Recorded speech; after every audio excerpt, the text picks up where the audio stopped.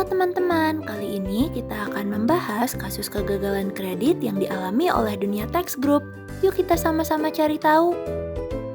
Dunia Tax Group adalah produsen tekstil kelas dunia dan terbesar di Indonesia yang berfokus pada pemintalan, pertenunan, pencelupan, dan finishing.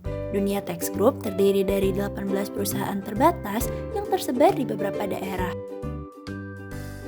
Namun, pada 2019, Dunia Tax Group yang digadang-gadang sebagai pabrik tekstil terbesar dan terkemuka di Indonesia mengalami dugaan gagal bayar karena penundaan kewajiban bunga.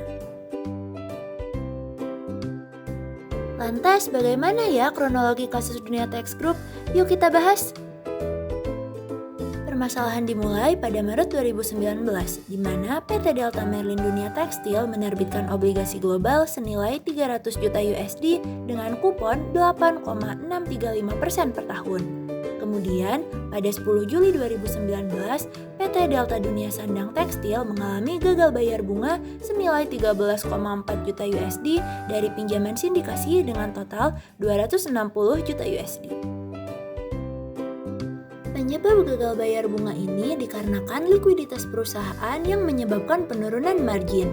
Belum berhenti sampai di situ, kondisi perusahaan diperparah dengan adanya perang dagang yang terjadi antara Amerika dan China, serta kenaikan biaya produksi yang dialami perusahaan lebih besar dibandingkan kompetitornya.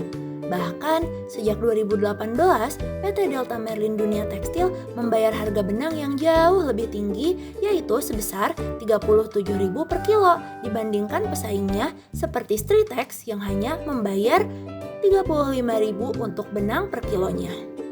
Kondisi ini membuat Amerika mengeluarkan kebijakan diberlakukannya tarif bea 25% atas produk tekstil Cina yang akhirnya menimbulkan sentimen buruk bagi pasar industri tekstil di Indonesia, salah satunya Dunia Tax.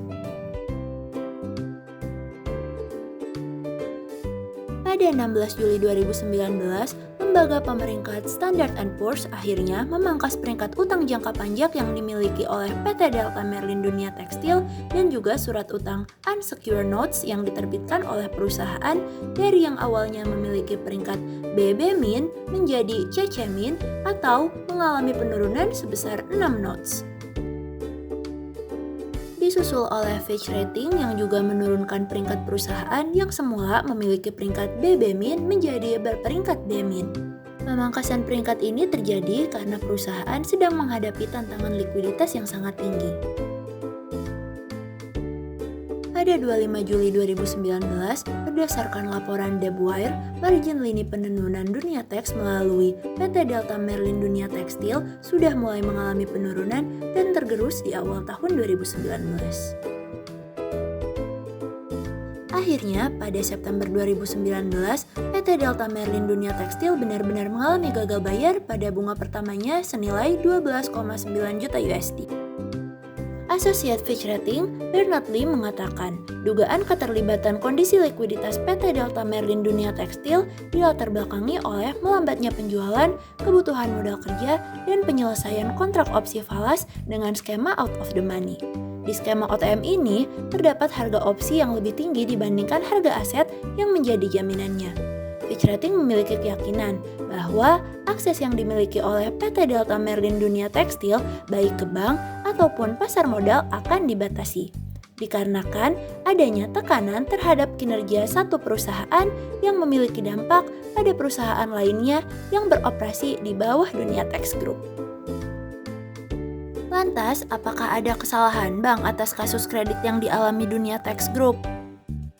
Yang pertama, pada Financial Statement Analysis Trend, yaitu analisis laporan keuangan yang meliputi manajemen usaha debitur, analisis keterkaitan angka dalam laporan keuangan, serta mengetahui tren angka yang terjadi dalam periode tertentu. Selain itu, dengan melakukan Financial Statement Analysis, kita dapat mengetahui tren apa sih yang sebenarnya dapat mempengaruhi kemampuan membayar kembali. Kedua adalah Industry and Business Risk Analysis, yaitu analisis yang membahas mengenai resiko dan tren seperti apa yang dapat mempengaruhi semua perusahaan dalam industri debitur, serta resiko apa yang diambil debitur supaya dapat membayar kembali kreditnya. Ketiga adalah Loan Management. Loan management merupakan aktivitas dalam mengatur pinjaman yang dilakukan oleh debitur terhadap pengajuan kredit yang dilakukan perusahaan. Loan management juga berperan sebagai bentuk pengawasan yang dilakukan bank dalam pemberian kredit hingga kredit tersebut dikembalikan. Pengawasan bank yang tidak terlalu ketat disebabkan oleh track record Dunia Tax Group yang sebelumnya tergolong baik. Akibat beberapa ketidaktelitian ini akhirnya menyebabkan kasus gagal bayar Dunia Tax Group benar-benar di luar dugaan bank. Lantas, siapa saja sih pihak yang terdampak dalam kasus Dunia Tax Group? Kasus gagal bayar yang dialami Dunia Tax Group tentunya tak hanya berdampak pada perusahaan semata, mengingat Dunia Tax Group adalah pemain besar di industrinya. Adanya kasus ini cenderung berdampak pada pihak lain secara umum. Beberapa pihak yang terkena dampak atas kasus gagal kredit yang dialami Dunia Tax Group antara lain perbankan dan lembaga pembiayaan. Kasus gagal bayar kredit yang dialami Dunia Tax meningkatkan 1% rasio non-performing loan pada industri perbankan. Selain itu, lembaga pembiayaan yang terkena dampak atas kasus gagal bayar kredit Dunia Tax adalah lembaga pembiayaan ekspor-impor yang memberi pinjaman kredit pada Dunia Tax. Kasus Dunia Tax berkontribusi sebanyak 1% juga terhadap non-performing loan lembaga pembiayaan. Walau berkontribusi terhadap peningkatan NPL, dampak ini tidak signifikan dalam mempengaruhi aktivitas serta kinerja perbankan dan lembaga pembiayaan, karena besaran gagal bayar yang terjadi pada Dunia Tax tak sebanding dengan jumlah total kredit yang diberikan. Kedua adalah investor obligasi Dunia Tax. Apabila dilihat dari segi investor, terdapat dampak gagal bayar oleh anak perusahaan Dunia Tax, yaitu tidak mendapatkan kupon sehingga akan berpotensi pada kerugian selanjutnya. Kasus gagal bayar yang terjadi pada Dunia Tax akan mengakibatkan penurunan kepercayaan investor terhadap surat utang obligasi yang diterbitkan oleh perusahaan swasta lainnya, utamanya pada perusahaan dalam industri tekstil. Apabila kasus ini tidak mendapat penanganan serius, maka akan berpotensi untuk memberi dampak buruk pada upaya pengembangan pasar keuangan yang ada di Indonesia. Selain itu, hal ini akan mempersulit perusahaan swasta dalam mencari alternatif sumber pembayaran. Yang ketiga adalah perusahaan dan pemasok tekstil. Dilihat dari kacamata industri, kasus gagal bayar kredit yang dialami Dunia Tax akan berdampak pada peningkatan pengawasan perbankan dalam melakukan pemberian kredit pada industri tekstil. Peningkatan pengawasan yang dilakukan perbankan cenderung akan menjadikan pengajuan kredit yang dilakukan industri tekstil sulit untuk diterima. Perusahaan di industri tekstil yang kreditnya akan cair berpotensi untuk mengalami delay atau penundaan pencairan hingga adanya kredit yang dievaluasi ulang. Bagaimana ya penyelesaian kasus Dunia Tax Group?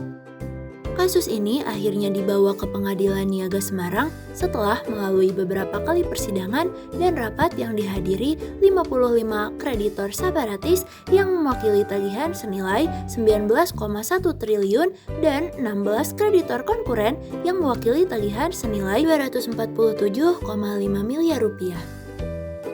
Pada 26 Juni 2020, Pengadilan Niaga Semarang mengesahkan perjanjian damai antara para debitur Dunia Tax dan krediturnya. Dengan disahkannya perjanjian perdamaian ini, berarti Dunia Tax dapat mulai melaksanakan kewajiban sesuai dengan isi perjanjian perdamaian. Pengesahan perjanjian perdamaian ini menunjukkan bahwa proses restrukturisasi utang Dunia Tax melalui Pengadilan Niaga berakhir dengan homologasi. Artinya, hakim mengesahkan atas persetujuan debitur dan kreditur untuk mengakhiri kepailitan. Dalam peradilan ini, para kreditur memberi persetujuan atas rencana perdamaian Dunia Tax Group. Lantas, bagaimana pendapatmu tentang kasus Dunia Tax Group?